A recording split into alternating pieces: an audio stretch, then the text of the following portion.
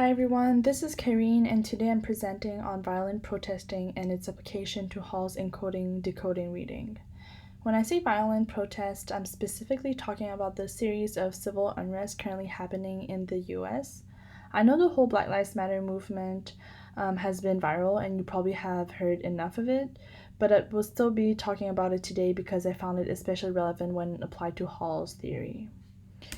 So here's some background information on how it all began if you don't already know. George Floyd, a 46 years old African American man, was killed by a white police officer, Derek Chauvin, on May 25th, 2020 in Minneapolis. The police officer knelt on Floyd's neck for 8 minutes straight while he repeated at least 20 times that he couldn't breathe. So protests have started right the day after, May 26th, and some of them have shifted to violent protesting, or what the media calls riots. So here's my thesis statement. Violent protesting, aka riots, are usually seen as bad and unprogressive compared to peaceful protest, but I would argue that when facing an urgent situation where anger has been suppressed for too long, violent protesting could be justified.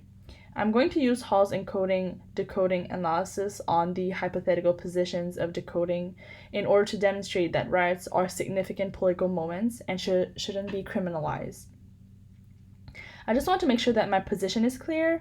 I'm not saying that in every situation violent protesting is the solution, but instead I think we should wear a different perspective on violent protesting because of the reasons I'm going to give you in this presentation. So to begin, let's look at this quick video I have for you. If you care about your community, you got to put this to an end. It needs to stop. You're not getting back at the police officer that tragically killed George Floyd by looting a town. You're not getting back at anybody. If you have a friend or a family member that is out right now, call them, tell them to come home. Okay, so I'm gonna come back to this video after, but now just let me briefly summarize Hall's arguments. Hall says in communications such as in the media, mass media, the process of production is called encoding. So encoding is where they socially construct the message, usually through language. But this constructed message / encoding might not always be understood / decoded as how it is supposed to mean. So for instance, Hall says, quote, broadcasters are concerned that the audience has failed to take the meaning as they, the broadcasters, intended. What they really meant to say is that viewers are not operating within the dominant or preferred code. End quote. So Halls give 3 hypothetical positions of decoding: dominant, hegemonic, negotiated, and oppositional. But I'm only going to focus on dominant, hegemonic, and oppositional because these are the ones which apply to my analysis. So the first one, dominant, hegemonic. Viewers take the hegemonic connoted meaning from, say, a television newscast full and straight. They do so because the encoding was done in a hegemonic manner, meaning everything said appears legitimate because the ideas has been naturalized, totalized, and taken for granted. So here we can think of the example I just showed you earlier in the video.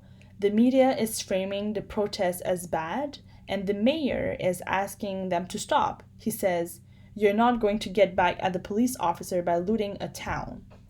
So in some sense, he's playing the victim and also not agreeing with what's going on. So this is a hegemonic encoding, and people who agrees are falling under the dominant hegemonic decoding position. So in contrast, the oppositional position happens when the viewer perfectly understands both the literal and the connotative inflection given by a discourse, but decodes the message in a globally contrary way. So this is also what Hall says to be a significant political moment. This moment happens when reviewers are operating through the oppositional code. So I have the second clip for you, so things could slowly make sense. But I just want to give you a quick warning that this is a very raw and aggressive discussion about violence against Black people. But I personally found it very powerful. So feel free to mute me if you're not comfortable. And you can come back in 3 minutes. 2 minutes. Sorry. Everything that you gained and you earned while you were playing that round of Monopoly was taken from you. That was Tulsa. That was Rosewood. Those are places where we built Black economic wealth, where we were self-sufficient, where we owned our stores, where we owned our property, and they burned them to the ground. So that's 450 years. So for 400 rounds of Monopoly, you don't get to play at all. Not only do you not get to play, you have to play on the behalf of the person that you're playing against. You have to play and make money and earn wealth for them, and then you have to turn it over to them. So then for 50 years, you finally get a little bit and you're allowed to play. And every time that they don't like the way that you're playing, or that you're catching up, or that you're doing something to be self-sufficient, they burn your game. They burn your cards. They burn your Monopoly money. And then finally at the release and the onset of that, they allow you to play and they say, okay, now you catch up. Now at this point, the only way you're going to catch up in the game is if the person shares the wealth, correct? But what if every time you share the wealth, then there's psychological warfare against you to say, oh, you're an equal opportunity hire. So if I played 400 rounds of Monopoly with you and I had to play and give you every dime that I made, and then for 50 years, every time that I played, if you didn't like what I did, you got to burn it like they did in Tulsa and like they did in Rosewood, how can you win? How can you win? You can't win. The game is fixed. So when they say, why do you burn down the community? Why do you burn down your own neighborhood? It's not ours. We don't own anything. We don't own anything. Trevor Noah said it so beautifully last night. There's a social contract that we all have, that if you steal or if I steal, then the person who is the authority comes in and they fix the situation. But the person who fixes the situation is killing us. So the social contract is broken. And if the social contract is broken, why the fuck do I give a shit about burning the fucking Football Hall of Fame, about burning a fucking Target? You broke the contract when you killed us in the streets and didn't give a fuck. Okay. So I would like to point out here, what I would like to point out here is the strong presence of the oppositional position. Kimberly Jones here, she goes beyond what mainstream media is showing, and her decoding is in contradiction to the hegemonic point of view. The media focuses on the violence and the looting, which brings it to what Trump has tweeted so many times, law and order. But we notice that Jones does not agree with this way of encoding by the media. She argues against it by decoding the connotation of violent protesting from another perspective. She's asking why this is happening instead, and she's also explaining why this is happening. So I would like to point out two important elements she talks about in this video. The first one is the historical events that happened in Tulsa and Rosewood. So both cities in different states got attacked and burned down by white aggressors in the 1920s because they were well-off black residents. These events of racial violence were obviously hidden by the mainstream media. The second one is she talks about the contract being broken. So for those who don't know this reference, she's talking about the philosopher Thomas Hobbes and his political theory on the social contract. Basically, Hobbes says humans in their natural state couldn't coexist because we would end up killing each other off for subsistence purposes.